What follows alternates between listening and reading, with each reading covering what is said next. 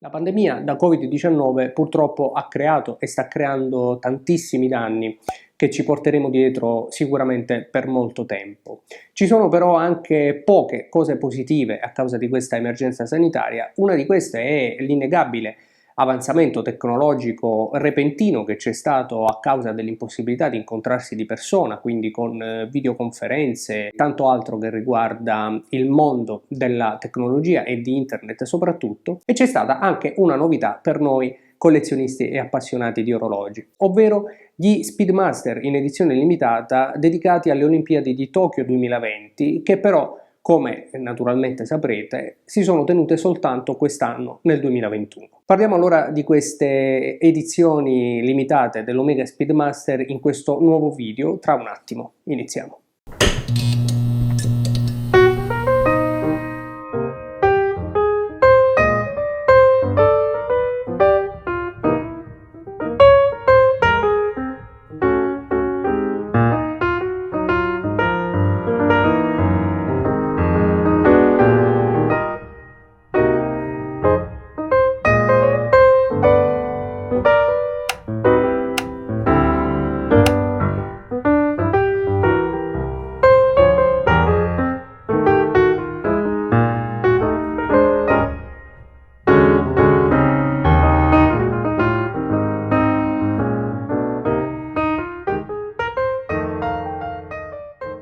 Tra le tantissime, tra le miriadi di edizioni limitate di Omega Speedmaster, nel 2020 sono state presentate anche queste 5 versioni in edizione limitata, ognuna delle quali prodotta in 2020 esemplari, come appunto l'anno in cui si sarebbero dovute tenere le Olimpiadi di Tokyo, ma che sono anche bellissime. Omega ci ha abituati a tante edizioni limitate dello Speedmaster che però nel mondo degli appassionati stanno avendo effettivamente successo e ormai sono tutte introvabili e tutte vendute abbondantemente sopra listino. Queste nuove di Tokyo 2020 naturalmente non fanno eccezione, in più ci si mette anche l'evento per cui Tokyo 2020, le Olimpiadi, non si sono potute tenere a causa dell'emergenza sanitaria mondiale, e questo molto probabilmente contribuirà, magari in futuro, magari fra qualche anno, ad aumentarne sensibilmente il valore. Almeno questa è la mia opinione e credo anche che sia un'opinione condivisa da molti, tant'è che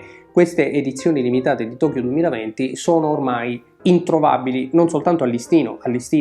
non le avrete mai, ma anche sul mercato grigio, mercato dell'usato, mercato dei reseller. Oggi abbiamo avuto la possibilità di provare questa bellissima versione con ghiera rossa dal nostro amico Giulio Chiossone della Chiossone Luxury Watches di Bari. È un orologio magnifico, ha un quadrante silver che brilla in determinate condizioni, non è un bianco, un grigio qualsiasi, ma è glitterato, contornato da questa bellissima ghiera rossa che anch'essa varia sotto diverse condizioni di luce, passando da un rosso chiaro a un bordeaux molto carico. Insomma, un accostamento cromatico secondo me molto indovinato, così come sicuramente sono indovinati gli altri Omega Speedmaster dedicati a Tokyo 2020, in particolare l'altra versione acciaio con quadrante blu e subcontatori bianchi, la versione Panda con quadrante bianco e subcontatori neri che avevamo già visto in altre edizioni dello Speedmaster e che hanno prezzi incredibili, e poi le due bellissime versioni in acciaio e oro con quadrante nero, la mia preferita, e quella in acciaio e oro con ghiera verde, che forse è anche la più apprezzata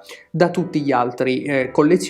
e sono le due versioni praticamente più introvabili e più costose di questo Omega Speedmaster, e anche questi, come dicevamo, hanno avuto una forte rivalutazione e ancora il mercato non ha apprezzato tanto, ma sicuramente accadrà,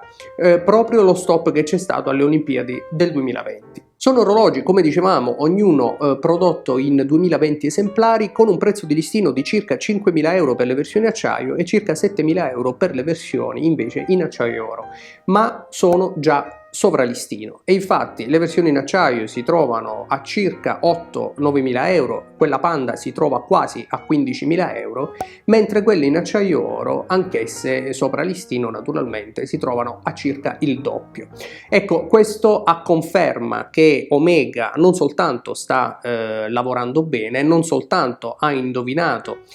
queste particolari versioni degli Speedmaster Tokyo 2020, ma sta anche godendo sicuramente di questa esplosione del mercato del secondo polso tra gli appassionati di orologi di tutto il mondo. Questi orologi sono o erano meglio acquistabili singolarmente, ma anche in un bellissimo cofanetto a tiratura limitatissima contenente tutte e 5 le versioni degli Speedmaster, compresi i cinturini in pelle dedicati ad ognuno di questi orologi, a un prezzo praticamente regalo di 33.000 euro, praticamente il prezzo di un singolo Rolex Daytona nel mercato dell'usato. Tecnicamente c'è poco altro da dire, sono i soliti, per così dire, Omega Speedmaster a carica manuale con il vecchio movimento non coassiale come invece gli ultimi presentati da Omega, e si tratta appunto di edizioni speciali che come sempre fanno battere il cuore degli appassionati.